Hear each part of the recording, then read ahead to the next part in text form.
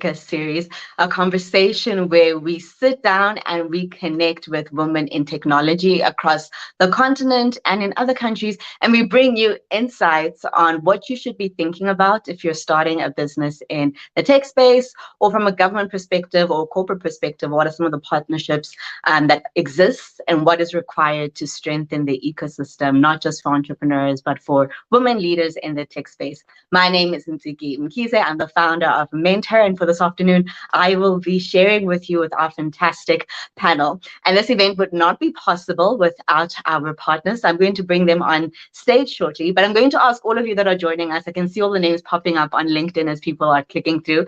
So can you, and I've got my screen in front of me here, so that's how I'm looking to the side. But please tell me, where are you joining us from? Which country are you from? And one thing we always like to do with the Power Africa series is to give you an opportunity to make an ask. So today we're speaking about cybersecurity and what that looks like from a corporate perspective, from your personal perspective as an individual who's affected by cybersecurity, as well as from a startup perspective. So please share your questions, share your ask. If you're working on a project, if you want to connect with somebody who might be in the audience, put that up there. We'd like to see it. So please welcome our partners from Seed South Capital. Please welcome Nadia Manel, and from Women in Tech, please welcome Melissa Slaymarket. And I'll hand over to Nadia first, just for some opening remarks, and then over to you, Melissa.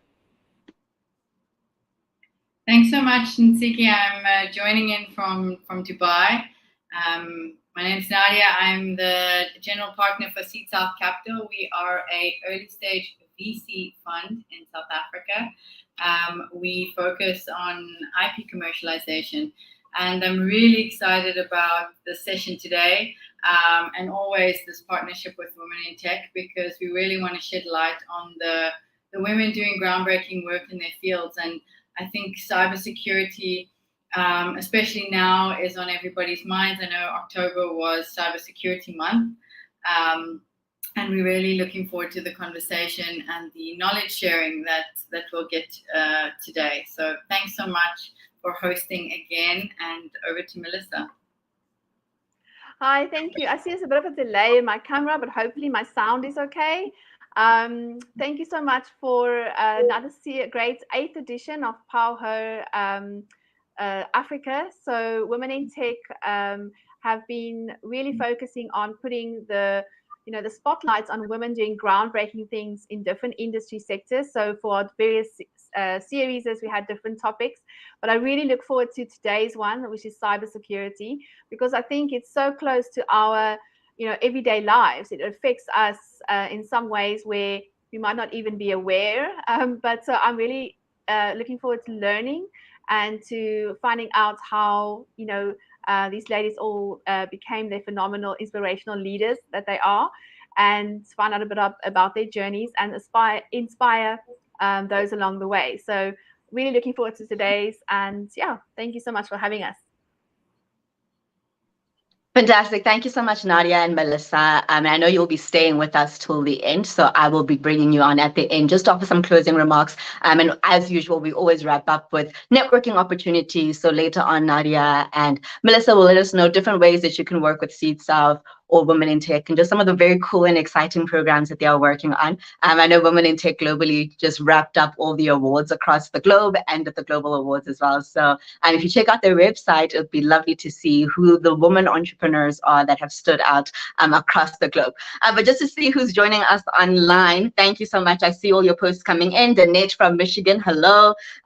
Maria joining us from Spain, that's fantastic. Thank you so much for joining us.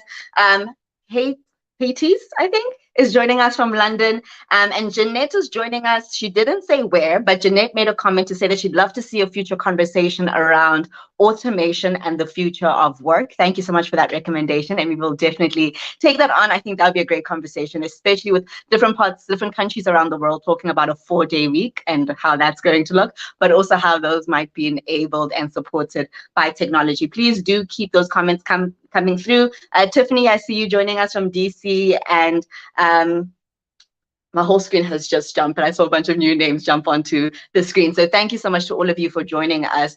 Please do keep the conversation going. And if you know somebody who should definitely be having this conversation, and I'm definitely one of those people, when I'm speaking to my friends, I go, make sure your Google's not listening to us, or that Siri's not listening, or whatever it is, and I'm very specific. Like, I definitely do take the time to read through the permissions that different apps ask for, because I don't need people being in my business, So how much are people actually in your business? We're going to find out from our panelists that are joining us this afternoon. So please welcome virtually to the stage, and you can do clap emojis, you can do the birthday shout out stuff. Carissa Varma, who is the managing executive at Vodacom. Please also welcome Anna Collard, who is SVP for Content Strategy and Evangelist at Know Before Africa. Please also welcome Mamela Lutuli, who is CEO of Take Note Information Technology. And I know she's about to board a plane, so we might be saying bye to her earlier. So if you do have any specific questions for her, please let them come through up front. And then finally, also joining us is Emma Sadlier, and she's the founder and CEO of the Digital Law Company. And Emma, I think I actually, inside our Mentor magazine, I think we did a feature from what to look out for when it comes to technology and social media and so forth. So I hope you'll be speaking to some of that a bit later on. But firstly, I think a good place to start the conversation is, I think people always wonder how you end up in the space that you're in. Is it a job that you apply for? Are you 5 years old thinking, one day when I'm big, I want to work in cybersecurity? So I'd like to go around the table and ask two questions. When you were growing up, who was your role model? And then the second question is, how did you end up in the space that you're in? So I'll go according to my screen, Mamela, and then Anna, and then Emma, and then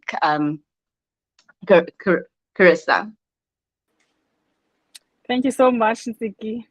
So when I grew up, my role model was Maya Angelou. I loved reading, and I was quite privileged to read her books at a very young age. So she became my role model. But my role model, there's so many of them. It took me for my mother to pass away in 2020 to realize that actually my role model that really inspired me and nurtured me on a daily basis was my mom. So because she was entrepreneurial, philanthropist, compassionate, and a community builder. And needless to say that I've taken after her now. She's also my role model.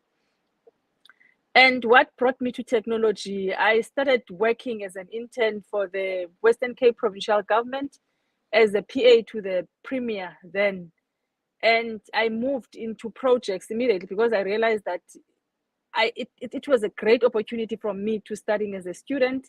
I got to network, I learned a lot, but I realized that I needed to move on. And I was quite fortunate that around 2000, it was starting to take off, and Microsoft now and computers really taking off.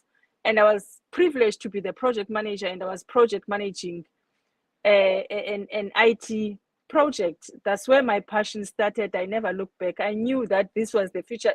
In those days, people were still skeptical when it comes to technology, saying it's here to take our jobs. There was a big debate, and I just knew that this is the future. It's either you ride the work on then, or you will catch it later. So that's how my journey started with technology. And I started Take Note IT in 2007. It was an end-to-end IT company. And in 2013, I realized the niche market that if you look on the IT security, this is the future. So Take Note IT secures both digital and physical assets using the IoT on the physical asset, on cybersecurity, using different technologies and softwares, and working with all these big organizations. Thank you.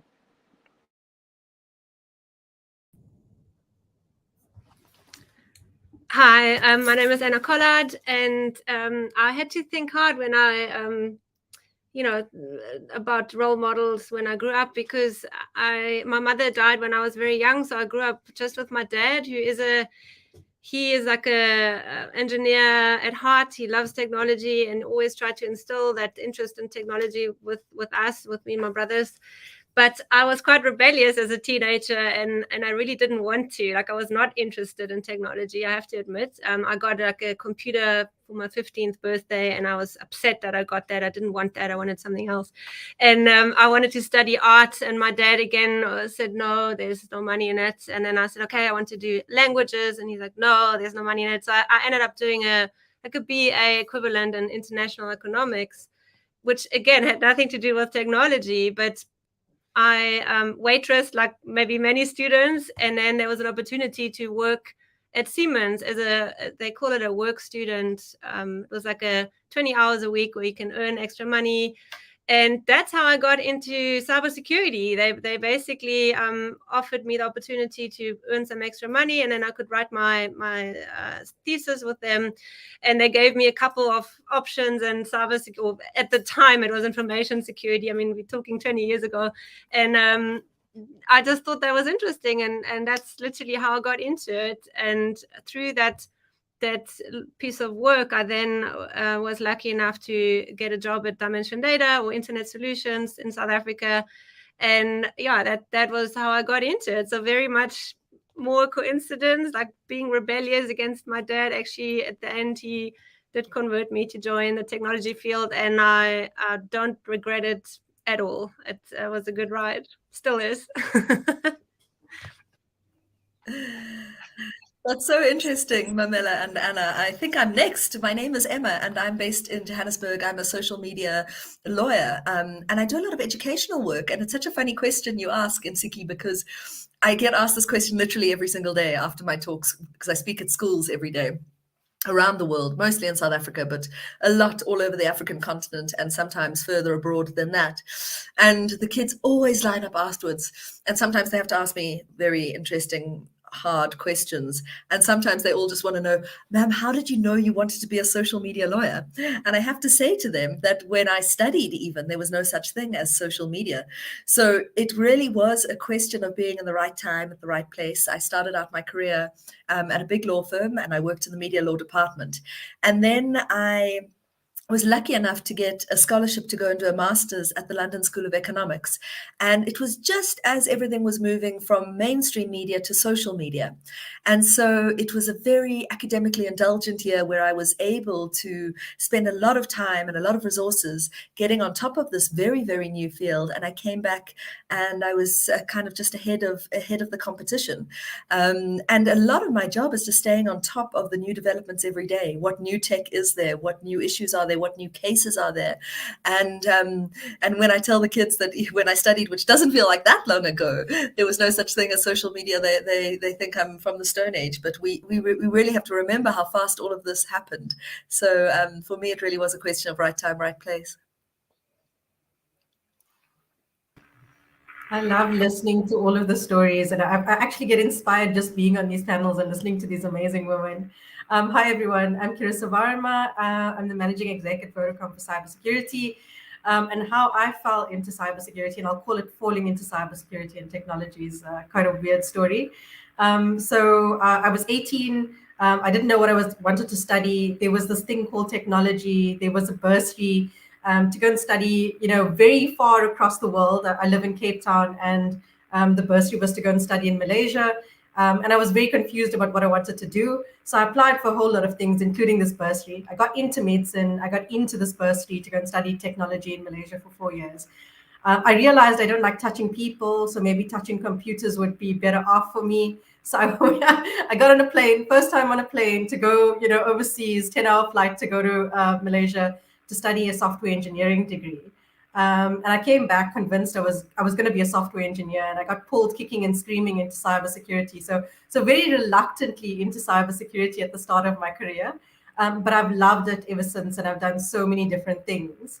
And if you think about the role model, she was the lady that was forcing me to get onto the plane to go to Malaysia. She was the lady that was forcing me to go and expand and explore and do something crazy. And that was my mom.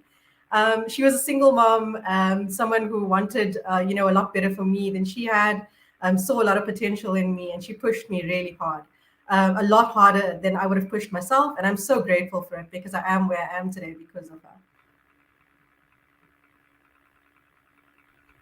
Oh, that's fantastic. Thank you so much, ladies, for sharing. And I think it's always wonderful to have those people in your corner that push you, especially when they've seen your abilities and they know what you're capable of and they encourage that in you. I'd like to shift the conversation a little bit to kind of maybe defining what cybersecurity is, and what really falls underneath that umbrella for cybersecurity. I know Pranisha just joined us and she says that she is an academic researcher in cybersecurity, where for me, I think some people might go, cybersecurity and that's that. And there really isn't much more to there, but there's so many layers in that from a legal perspective, from an innovation perspective, and so forth. So, Mamet, I think I'd like to come back to you because I know you're an entrepreneur and your business also focuses not just on providing cybersecurity, but also on innovating different solutions around cybersecurity. So could you maybe speak to us a little bit on, what is cybersecurity and what some of the entrepreneurial innovations from your side look like? And then Emma, perhaps if you could come in and speak from a legal perspective that, what is in the legal definition of what cybersecurity is. Thank you so much, Nsiki. So for me, I always simplify cybersecurity. I like the question that says, in layman's terms, how do you coin cybersecurity? And I always say it's like any other security. If you look on the layers in your house of security, when we started with antivirus and firewalls, and that was the security in the digital world. And now it's moving. We had to move with times and deploy software. Now we're talking security operational center that is monitoring 24/7. So there's layers and layers of security. But in simple layman's terms, cybersecurity is a digital crime that happens on any form of technology. Be it it's in your computer, your laptop, your phone, cameras in your house. Because sometimes we tend to think that it's just happening in the laptop, in your computer environment. IoT, when you talk of the Internet of Things, it also poses a huge risk. There's cyber crimes that are taking place there. There's so many layers of cybercrime, but any data theft, ransomwares that they use to extort money from you, those are all cyber crimes. There's different layers of it.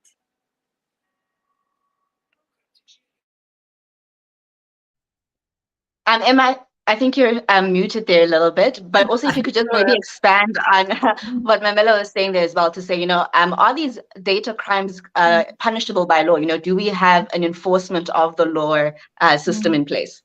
Well, it's a very exciting space to be in, because as much as the tech moves fast, so does the law. And we have the reality that a lot of tech crosses boundaries. What I post here is visible in other countries. I can be the victim of a cybercrime here in South Africa, which emanates from a different country. So we have the difficulty that there are different laws in different countries. But because the whole world is kind of grappling with these issues at the same time, we do take each other's lead. So, for example, in South Africa, we've just had the introduction of the Cyber Crimes Act, which is an absolutely groundbreaking piece of legislation, because what it does is that it puts under one umbrella all of these disparate crimes that we used to have to go to get from different pieces of law and old cases and common law. And it was a difficult thing trying to apply these old, outdated laws to these very new platforms.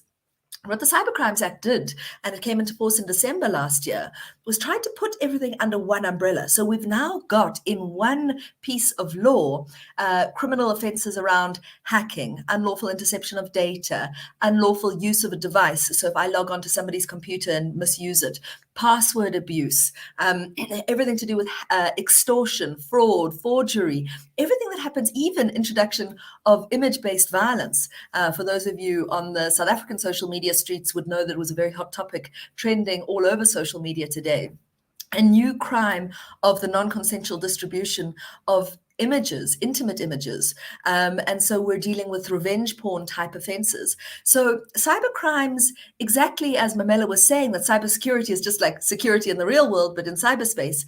With cyber crimes, we're dealing with crimes that are criminal offenses in the real world that happen in the world of online, in the world of cyber. Thank you so much for that outline. And I think everyone listening is kind of on a good page there. And I'm watching all the comments, and there's people, I'm so impressed, I must say. There's so many women who are commenting about the research that they do, about the development work that they do, about somebody was saying here that they are a specific lecturer or one of the first people in the space to do something EdTech related around the development of education in the space. So it's quite wonderful to see the women who are in this space and the wonderful and incredible work that they are doing. Chris, I want to bring you in on the conversation to understand, what does the responsibility from a corporate side look like? So when we get SMSs from people to say, you should go buy this, and it's a missed call or a please call me from a certain number, or even if, I if I'm a subscriber on Vodacom, for example, or if I am an employee at Vodacom, what is the gambit of what corporate would be looking at when it comes to cybersecurity? Yeah, thanks so much for that question. I often get asked what my job is, and I think that's what you're asking me. Like, what is a CISO's job, right? What is the ambit of what a CISO does? And I think the easiest way to explain what I do is I help build trust. So I help build trust, for our customers. When our customers use our systems, that we will keep their data safe, that we will allow, we will keep their money safe, that we will allow their transactions to be processed correctly. Trust for our shareholders, because we obviously providing that value back into them and protecting the business as a whole. And trust for our employees, because they share also a lot of personal information with us, and we need to protect that information. So I think the role as a whole for CISO is actually building trust and maintaining trust.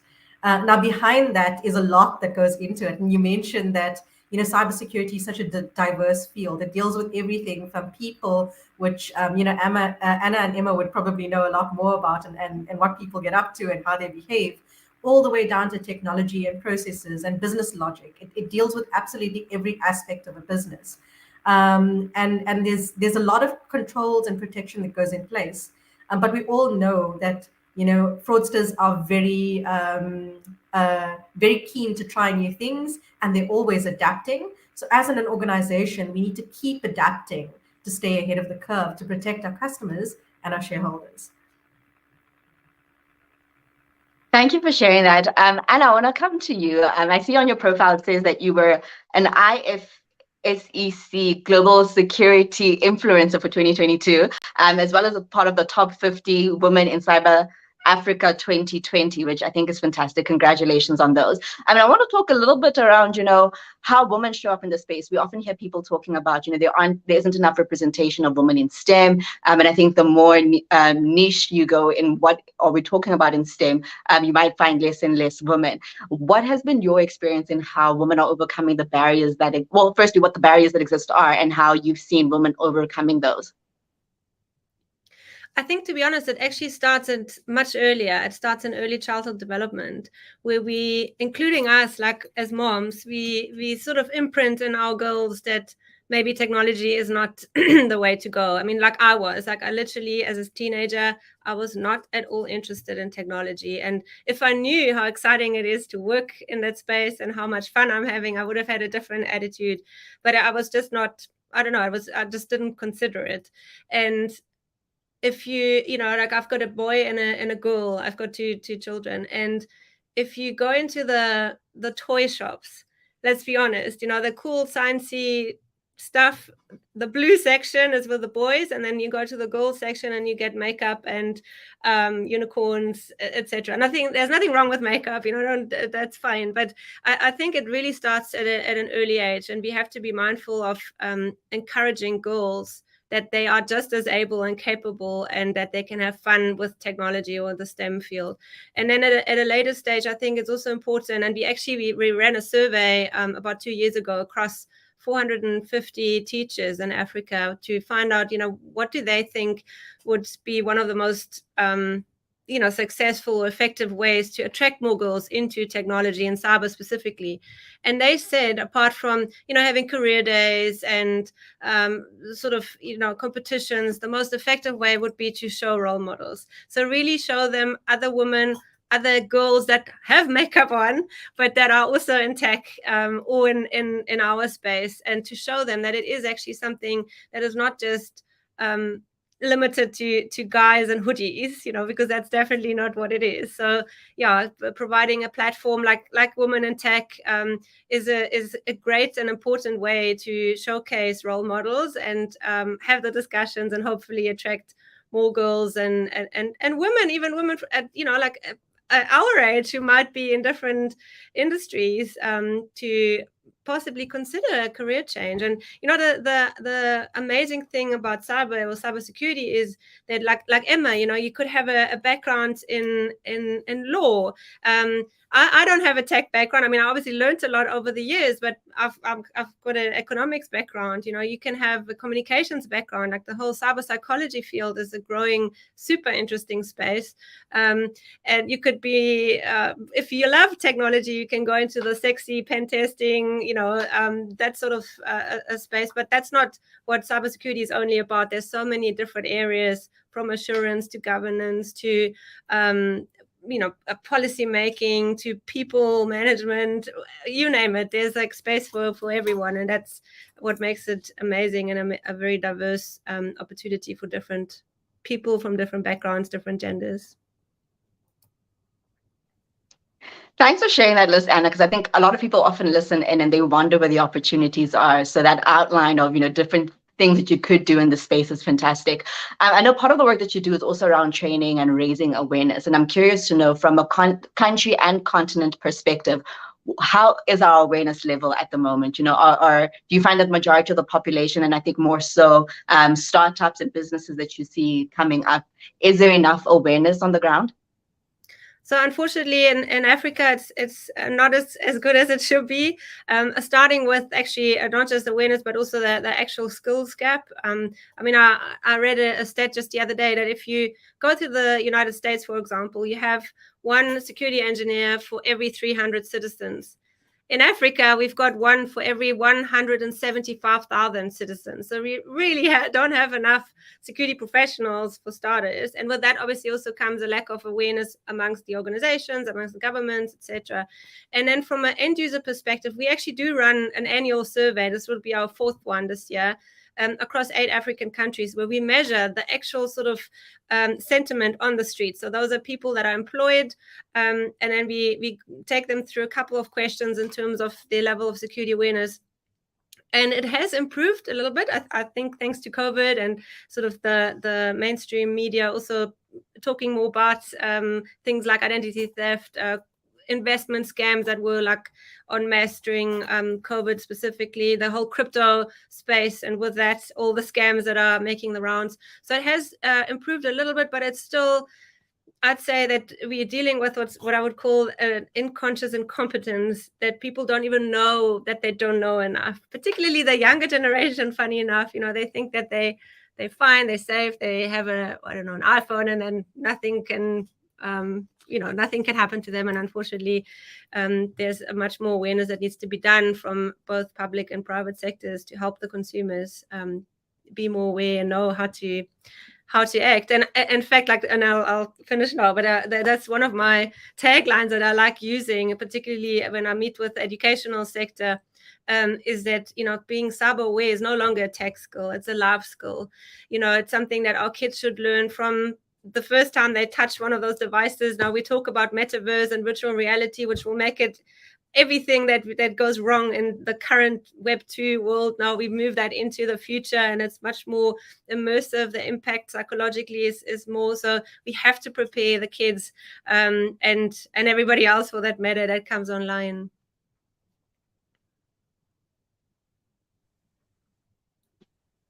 Yeah, thank you so much for that. Emma, I want to bring you in here. I think maybe to build on that as well, to kind of go, if I am a victim, what's some of the legal recourse that's available to me? And also just picking up on Joy's question here. Joy says, cybersecurity is such a real challenge, especially for startups. And what are some of the tips that startups can be mindful of to protect themselves against, cyber crimes that might happen? And I think, maybe Mamela can also speak to that when you're done, Emma.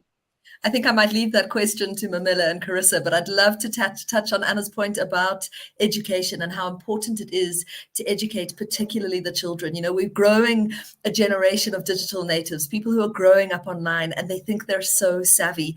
And then I get these calls all day, every day to say that they have messed up. The parents phone me hysterical. This picture's been sent, this kid is being extorted or sextorted, or there's bullying, or there's harassment, or there's defamation, my child being named in a #MeToo status, and what can I do?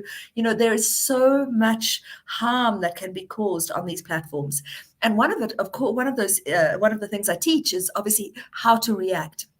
But more important than that is how not to be a victim, how to protect yourself. You know, we're talking a lot about the tech solutions to these cyber crimes, but the human solutions, making sure that these kids are taught good digital hygiene from young is so important. Just basic things like passwords, having good passwords, remembering their passwords. How many kids phone me to say they forgot their TikTok account's password and they can't access the account, and there are all these embarrassing videos that they created as kids, and now they're trying to get into university and they're trying to get scholarships, and it comes up when they Google themselves. So looking after their reputation from young. So good password management, how to make sure you're looking after your passwords, how important it is to have two-factor authentication on all of your accounts, how to guard against getting hacked, how to detect fake news, how to detect phishing emails, how to protect your reputation, your content, your privacy, your dignity. There are so many things that we should be teaching, and I really feel that we're failing a whole generation of children because we're quite literally leaving them to their own devices. And it's the passion project that I've embarked upon for the last decade, and hopefully will carry on, although you can hear my voice is getting a bit creaky from all the talking that I'm doing. But it really is just so important to me that we're spreading the education. And unfortunately, sometimes the parents who are really tasked with looking after the kids are ill-equipped to deal with some of these issues because it's all happening so quickly, and because the kids are so much more advanced than we are when it comes to the tech space. Yeah, so true. And I think on that point is really what you said earlier on, that, you know, there's a cross between things that happen in reality and now we're seeing them in cyberspace. You know, and parents might not know what's happening with the tech or what's happening on TikTok, but they do know how things work in the real world. And that's a space where advice and guidance and counsel can be given. Mamela and Carissa, I'd like to talk to use cases for what we're seeing with cybersecurity across the continent, and just some of the opportunities that exist for startups and for corporates as well, and the opportunity for impact as well. So Mamela, I'll start with you, and maybe firstly also responding to Joy's question around, you know, how do startups guard themselves from being attacked? And then Carissa, you can come in afterwards, and just expanding on, you know, use cases that you've seen in their application across the continent. Thank you so much, Ntsiki.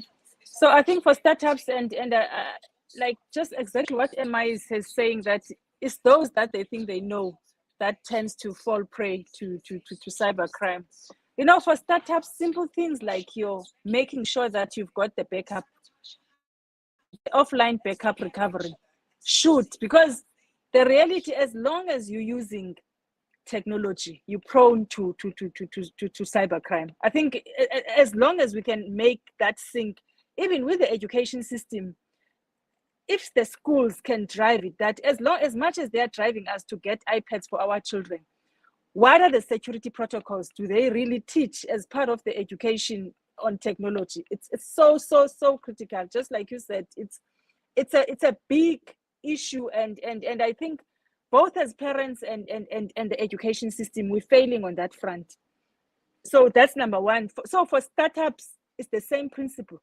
You are vulnerable, like all of us we are, as far as cyber are concerned. So the first thing you must do, backup. Make sure that you've got the risk register, where like now it's compulsory to have 2 penetration testing per annum in your environment. You know, it's no longer just us trying to sell as entrepreneurs.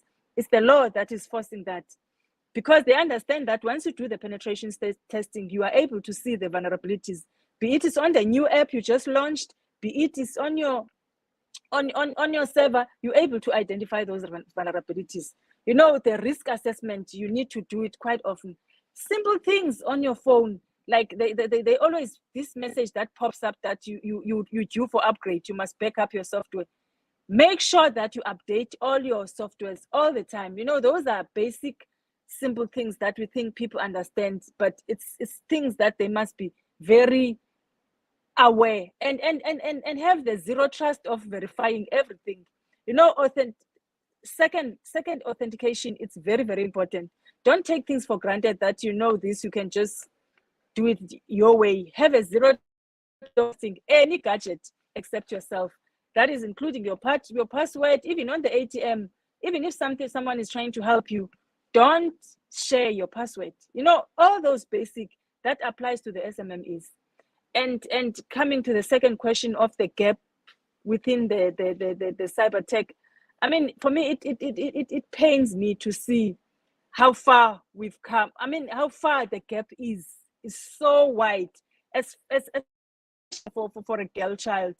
So exactly like Anna was saying, that we need to incorporate the education and training as compulsory, and starting from primary school, because now we're looking on getting it, starting it at a university level. By then it's too late. So whatever you are doing, there's so much need for it in not just in the continent, worldwide. So the training and education and closing this, it's huge, both for entrepreneurs and also for careers. If you can look, during our time, we didn't have data analysts, we didn't have resolvers, we didn't have app developers, we didn't have AI, machine learning. All these, there's people behind it. You need people. You can't operate any technology without having people behind it. So opportunities are huge, so does the risk. We here as SMMEs to mitigate the risk on behalf of the client, because we don't want to give you 100% guarantee that you won't be hacked. I mean, you see it with the influx of the phishing emails that are flooding your email, that here, this is a working time bomb, but what can you do to mitigate that risk? Yeah, thank you. Thank you, Mamela. I'm mindful that I'm sorry, Carissa. I know Mamela has to board in the next 5 minutes. So I'm just mindful that we allow you to catch your plane on time. There's a question that came through around the difference between biometric authentication and passwords. Could you maybe speak to that a little bit? And then if there's a way people can contact you to work with your business, please let us know, and then we wish you a safe flight. Thank you so much, Ntsiki. So it's the biometric. So the biometric, there's the evolution of technology is moving so fast. So now there's facial recognition, there's still the thumb verification, there's eye verification. Technology has moved and is evolving, but at least it's the robust security layers. You know that it's making sure that you're becoming safer in the space. And the password, it's still the password. The careless mistakes we do with our password is either it's your child, it's your all these easy passwords that we think some other people. The hackers are becoming sophisticated day by day. You can't put in your date of birth. You can't put in your daughter's name. You can't put in your name. You need to make sure that you make your password to be a bit complicated, so that no one can just guess it and get it right.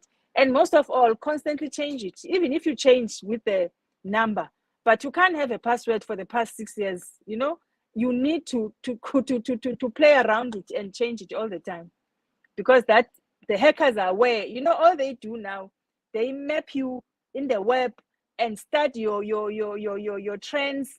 What do you do? What you like doing? So they map all of us. We are the working project for them. So it's important to understand that. And so I can be reached on my LinkedIn, which is Take Note IT, or the website, which is www.takenoteit.co.za. Thank you so much, Siki. Pamela, Lucille, thank you so much for joining us. We really appreciate you sharing your insights. Carissa, just to go back a little bit and talk about, the use cases that you've seen across the continent for cybersecurity and the impact that it has for Africa. Yeah, sure. I just wanted to add one thing to what Lutuli said. So basically, if you're SME and you're sitting there listening, if you're going to go back into your business, do three things today. The first thing is implement multi-factor authentication. It's not expensive. There are free alternatives out there. Google has a free alternative that you can use right off the bat to use Google Authenticator and integrate that into your applications, completely free, and you can use it, and it's there for you to use. Where you can't use multi-factor authentication, and multi-factor authentication is using a password plus something else, which could either be biometrics like your fingerprint or your eye or a one-time PIN. Where you can't use multi-factor authentication, use a strong, long password. And length is much more important than complexity or using special characters or anything else. So, lots of us have been taught put an asterisk and a number and a digit and everything. But it's actually harder to crack or break a longer password than it is a complicated, shorter password. So the longer that you can make your password, the safer you're going to be. And then don't reuse those passwords. So that's that password hygiene and MFA. If you can do that today, please go and do it. The second thing is, we spoke about it around the patching and updating. Once again, free for a lot of our software. Just make sure you're keeping that hygiene up. A lot of attacks that happen don't happen with, this big organized machine that's out there to get you. They're just opportunistic. They're looking for a weakness somewhere that they can get in, and you can prevent that by actually just updating your systems. So really just make sure you're keeping your hygiene and your updates, done. And then the third one, please, if you could do today, if you're SME, is really inform your users around practices around cybersecurity, because the end user is the easiest way to get into a system. You can add a lot of technology, you can add a lot of processes, a lot of people, but your end users can be your hugest enabler or your biggest detractor.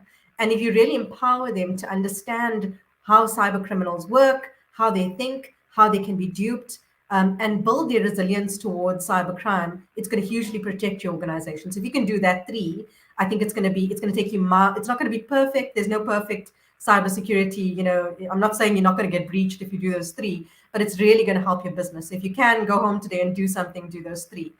And then if I look at an opportunity across Africa, Anna and I were actually at a conference, the Tech Festival in Cape Town this week. And I was speaking about the African Union 2063 agenda.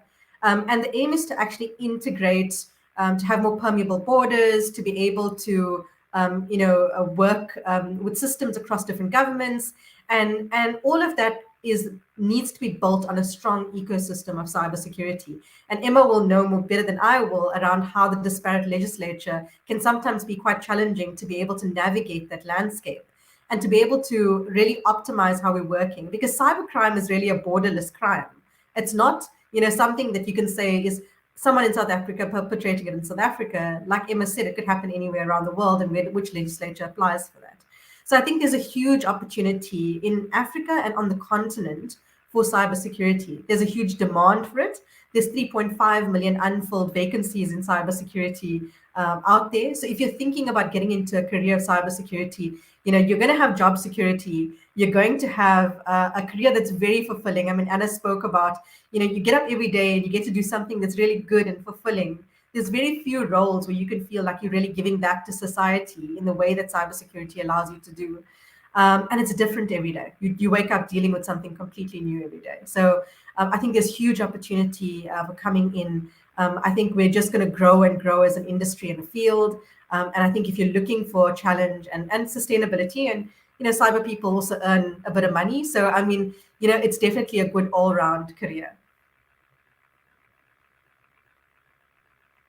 Fantastic. Thanks for sharing that, Chris. And I've seen a few questions of people talking about, how do I end up in cyber? What do I need to study? Where can I go to find resources? And I do want to share a question here from Tracy. And Tracy is joining us from Florida. And she said that So she talks about the fact, so she works for a healthcare center, and she talks about the fact that people forget about HIPAA and the importance of protecting our healthcare information. Are there any resources such as websites, books, and so forth for new cybersecurity analysis that you can recommend? And what are some of the resources you have used to broaden your skills and knowledge to be more effective in the work that you do? So I will, I see Anna's hands up, so we'll go to Anna, and then if either you, Emma, or Carissa want to add on, please feel free. Yeah, thanks for the question. And HIPAA is the American Data Protection Regulation for the healthcare sector. And what I would suggest here for your new joiner is that he or she looks at doing a certificate in data privacy or data privacy. And there's an organization called IAAP, I think, or IAPP, International Association of Privacy Professionals. If you Google it, you'll find them, and they have a I actually did it 10 years ago or something, and it was really helpful because you get like you do a 3 or 4 day crash course. You can probably do that all online nowadays, and then you write your certificate and you get a really good understanding of global data protection principles. And Emma, you know all about that.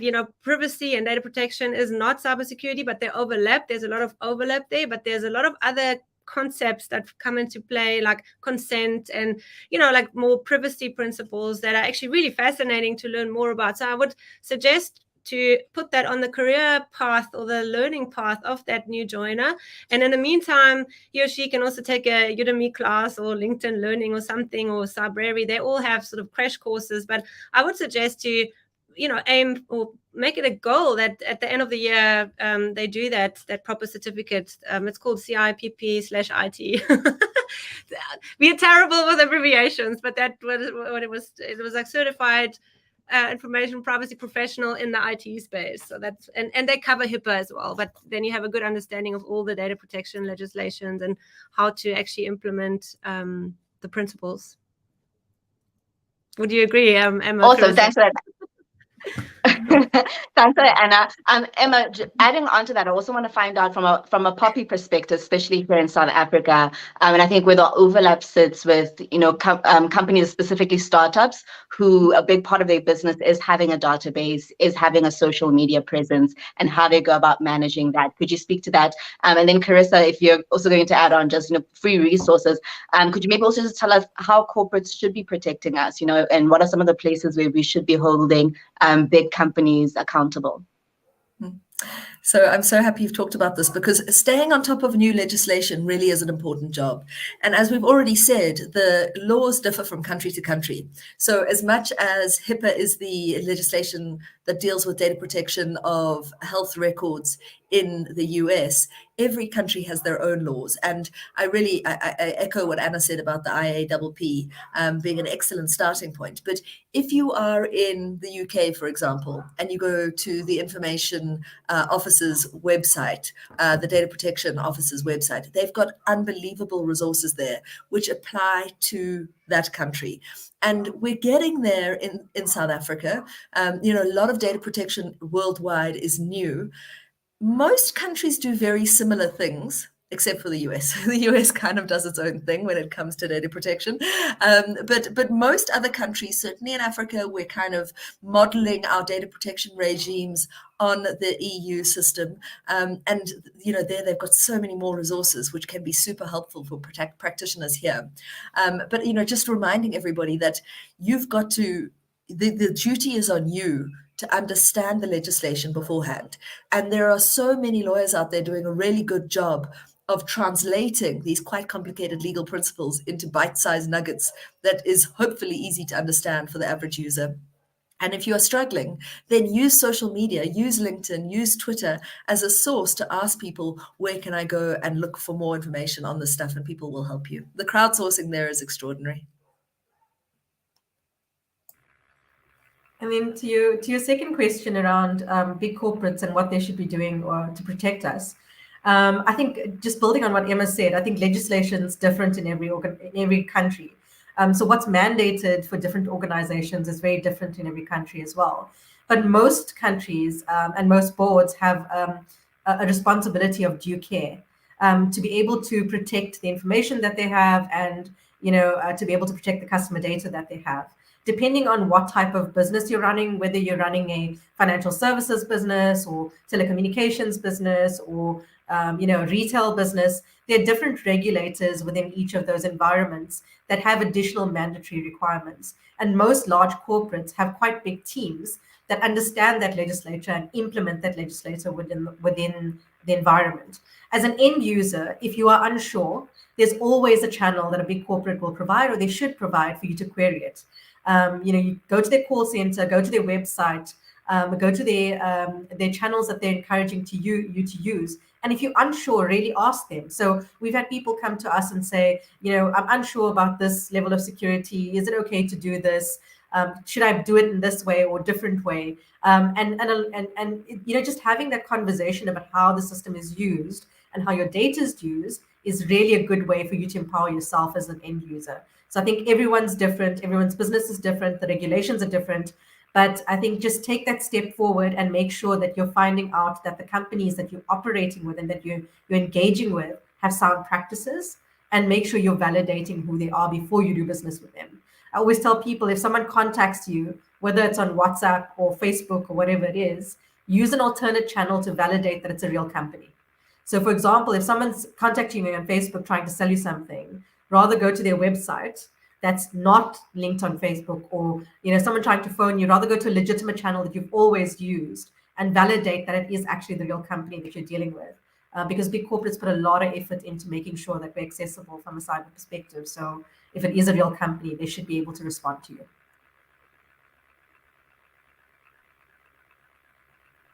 Fantastic. Thank you so much. And I just want to check some of the comments here. So Yasmin and Ibele say, thank you so much, Carissa, and love it. And I think that was from the resources that you were sharing. And then Pranisha says, definitely, Carissa, there are great points. Humans are, after all, the ultimate human firewall.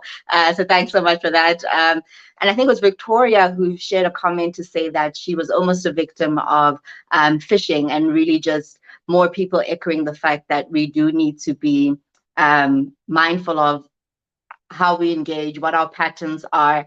And Michelle made a comment around, she was agreeing with Mamela, saying that always assume breach in safeguarding your digital assets. So thank you so much to everybody who is engaging and connecting with us. Really appreciate it. Before we wrap up our conversation, I would like to highlight the ecosystem as it exists, from a, so I think Carissa from a corporate perspective, Anna from an entrepreneurship perspective, and Emma from a perhaps legal perspective, to say, what are some of the gaps that currently exist in the ecosystem, especially for people who are looking for jobs or a career in cybersecurity, or entrepreneurs who are thinking, how can I start a business because this is a great opportunity? What's missing in our ecosystem, and how can we begin to bridge that? So let's go Emma, Carissa, and then Anna. I think that, as I said already, a lot of it is playing catch up. So staying ahead of the game, staying ahead of, and you get to see the gaps pretty quickly. And the trends, certainly from a legal point of view, change all the time. I can tell you that at the moment, the big issues that I'm dealing with are employment law, people being fired because they are not the human firewall they should be, because they've messed up on social media, because they've messed up in the real world, and it gets documented and posted on social media. I deal a lot of issues with schools around disciplinary consequences for social media. I'm dealing with a lot of defamation cases, huge issues around naming and shaming, doxing, personal information landing up online. How do we respond to that kind of content? So I'm not really from the tech space, as it were. I'm more from the legal space. I can tell you there are so many gaps in the market. If you just think about how every journalist in the country has tried to phone me today to give comment on these two hot topics, these two issues that are trending on social media. And I just want to say to them, I'm busy, I'm feeling a bit sick, phone this person. And actually I can't think of another person to refer them to. So please, with the more voices in the space, the better. Certainly the more people in education, the better. We need thousands of little Emmas running around all over the continent, educating children particularly, but everybody in this space. I'll take a more technology-centric view around skills. So any new technology that hasn't been around for many, many years we need cyber skills in it. Even the ones that have actually been around for many, many years, they weren't built with cybersecurity. So we still need cyber skills in it. So I think, any sort of technology background ports really well into cyber. If I look at where there's the majority of the vacancies right now and where the hotspots, if you're thinking about studying something from a technology perspective around cybersecurity, there's a big demand for cloud security analysts, people that deeply understand cloud technology, multi-cloud with all the big vendors, and being able to embed security into that. That's huge. All of the emerging tech, IoT, Web3, which Emma did a fantastic conversation on yesterday. All of the emerging tech is very new and very topical. And then the traditional roles that we've had around forever, we're still struggling to find good resources there. So we're still struggling to find governance, risk, and compliance people, awareness people, policy people. Almost every type of sector in cyber is under-resourced and under-capacitated. So if you're looking for a niche to start a market, literally anywhere is a good niche. But if you're really looking for where the biggest demand is, I think it's probably in the cloud space right now. So that would be, if you want to focus in one space and hedge your bets, I'd focus there.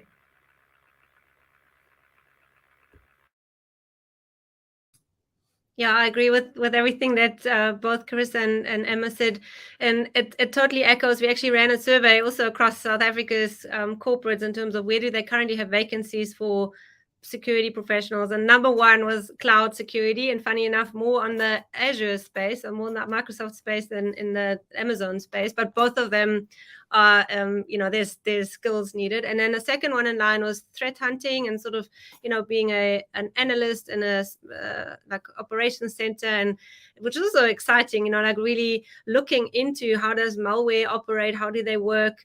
And then the third and fourth was the people side, so security culture awareness, which that's where we play in, which is really exciting, and governance, risk and governance and compliance. So those are four very different areas. And I saw that there was one question here by one of the participants, and unfortunately I can't type while I'm here, but she asked, which websites would you recommend a starter to go to? And there were great suggestions already, like Cybersecurity and Udemy, LinkedIn Learning. There's another one called Try Hack Me that has a lovely little entry level overview, and then you can also decide, hey, I want to try out that threat intelligence or the sort of penetration testing route, and they have great little programs on there that you can try out for relatively inexpensive, as far as I know. So I would give that a try. And then cloud security, definitely, if I had to start again, that's where I would study, because it's also such a wide field, and it's just going to grow even more so. And Web3, by the way, also. So the whole crypto blockchain base. Security professionals, we're generally quite skeptical of that whole field. I am definitely, but because there's not enough security professionals in the field, it's like the Wild West. So there's so much money being stolen in that whole DeFi space. They need proper security. They don't have anything in place at the moment, or not adequate anyway. $2 billion being stolen just from DeFi platforms, from the platforms only. That's not even, we're not even mentioning the end users. So that's another space where they need security professionals, very new also. So you have to figure it out yourself and do the research and start, if you like learning, that's another cool area, I suppose, to get into.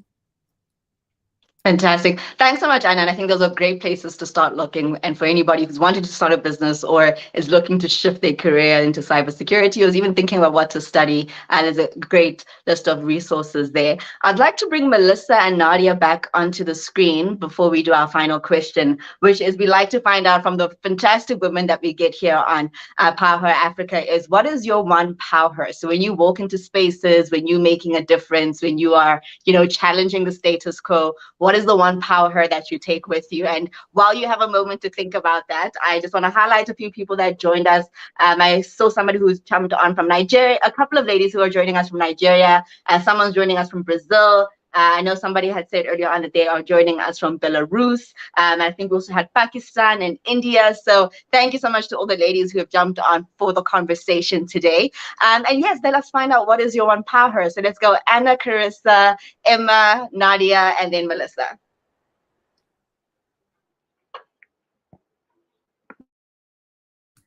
Okay, so I'm not 100% sure I understood it. So Pau, maybe Melissa, if you don't mind starting with I'll go first. I'll set you off. Okay, so what we do is, do you have a superpower as a professional, as a human being? What would that be? My superpower is really around connecting people and forming partnerships to serve others and to empower. So, in short, basically, I like to connect people who then collaborate to form partnerships and then make magic happen. So, connecting people is in everything I do, whether it's through Women in Tech, through the Talent Hub, finding women jobs, or finding startups funding. That's what we're working on right now. And just forming partnerships so that we can really make a difference in our ecosystem, especially for women, to try and empower them through opportunity and access. So my power, in short, is connecting people. Thanks so much. Okay, my superpower would be I love learning and I love deep diving into things and always learning new things. I tell people I've been in cyber for 20 years, but I'm still a beginner every day because changes so quickly and it gives you that opportunity to learn all the time. So if you are curious, if you like learning, that's also a great space to join. I'll go next. I think my superpower is that I am able to translate very complicated legal principles into a language that can be understood even by primary school kids. And I think that I have an ability to use the law to empower victims of online harms. So long may that last. I'll go next. So I think my superpower is solving problems. And the thing I always have in the back of my mind is Nelson Mandela's quote that says, it's always impossible until it's done. And I feel like, I will really push the agenda. Like nothing is impossible. I will get through it. I will solve it. I will, break that barrier. And so my superpower is solving problems. Amazing. So I've been, my superpower, I think it bounces between being curious and also deep diving, but more recently I've become the adaptive peacemaker. So I did the Enneagram assessment and I'm like, that actually suits me pretty well. And I often annoy people because I see both sides of the story and then I try and mediate the two, but it could be a very annoying skill to have. But my power is definitely an adaptive peacemaker. If things are getting a bit not out of control, but unbalanced or tensions rising, I'm able to calm it down and help everybody see both sides and hopefully find a way forward from that block. So that's my power here. Thank you so much for sharing, ladies. And I quite love that you mentioned the Enneagram because I really like the Enneagram as a tool. And I think if you're going to start a business, you should know the kind of profile you are, or if you're going to be a leader, you need to understand how that affects how you show up. And I'm a type 7, which is the visionary, the enthusiast, the energy person. And my power, I would say, is finding creative ways to create impacts. I'm a big believer that every kind of business can exist to alleviate social ills. And it's just really about how do you combine alternative business models to figure that out. And that's what we do at Mentor. So ladies, thank you so much for sharing your insights with us. To everybody who's joined us on LinkedIn, thank you so much. And please do go and connect with all of our speakers. So Carissa Varma, she's joining us from Vodacom as a managing executive. Anna Collard is joining us from Know Before Africa as SVP for content strategy and an evangelist. And then we had Mamela Lutudu on earlier on, and she is the CEO of Take Note Information Technology. And we also have Emma. So if you have any kind of social media issues, DM Emma because she's your girl. She's the founder and CEO of the Digital Law Company. Ladies, thank you so much for joining us. And then Melissa and Nadia, I just want to hand over to you for closing remarks. And before I do, I just want to say to everybody, Monday kicks off Global Entrepreneurship Week. So if you are an entrepreneur and you are looking to do some cool stuff, or if you are doing cool stuff to celebrate GEW, I believe this year's theme is looking at how do we share ideas. Please let us know what you're doing so we can connect globally as women everywhere. And then I've put in the chat box here on LinkedIn is that we at Mentor are hosting our Mentor Social Impact Summit next week, Saturday, and that's how we're celebrating GEW. So if you want to join us virtually or in person at the summit, you can click on the link and we'll see you there. Thanks so much, Nsiki. I was just about to remind you to speak about the Mentor Summit that's coming up. We also can, Nsiki, drop the link in for any of those who want to attend. Just drop the link into the comment section. So I wrote a few quotes down because I think they're gonna stick in my head from Anna. She said cybersecurity is a life skill, not a tech skill. And for me, that was really, really thought-provoking. And Mamela said, opportunities are large and so are the risks. So startups really need to think about their cybersecurity as a number one focus point as well. And then Clarissa gave us 3 things to do, and the multi-factor authentication, the strong long password, and do not reuse passwords. Those are all things I really need to go and brush up on. And the last one came from I think it was Emma, where she said, be the human firewall. We all should have the digital hygiene. But the one of the things that really stood out for me in the session was the career in cybersecurity. You know, if you want to give back to society, you don't think of cybersecurity as something that is you want to give back to society, something that's impactful. You think of it as very hard industry, but I've learned today that it's not. So, you know, it's if you want to make money, if you want a career, if you want to bridge the gender gap, go and learn a sector of cybersecurity, and I think Anna gave 4 main key areas which are amazing. I learned so much today, and thank you so much to the ladies. For Seed South, if you have a business or a tech that is out of university, or you creating IP within the universities, or IP to be commercialized in cybersecurity space, please send your idea and deck through to nadia@seedsouth.com. Our venture fund focuses on funding the commercialization of intellectual property and ideas in the space that are ready to go to market. Thank you. So I guess I'll wrap it up for us. So thank you again. Women in Tech is a proud partner with Seed South Capital for this Power all these sessions that we're in series that we've been running for the last year.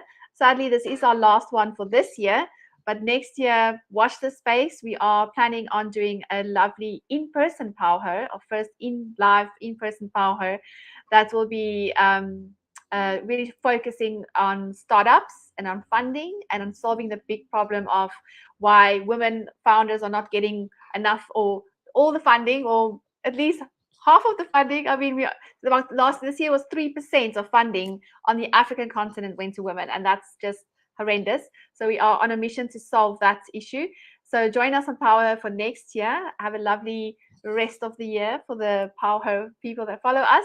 And thank you very much for the brilliant session at Nsiki today that you did. As always, we love having you. So thank you so much.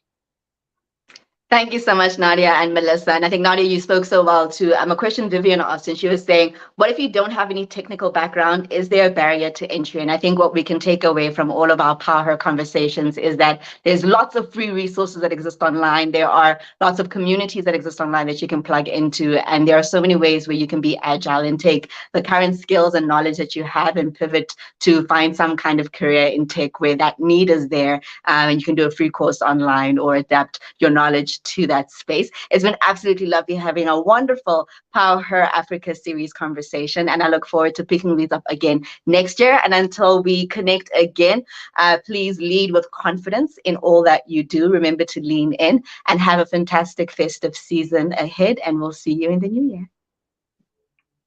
Bye. Thank you.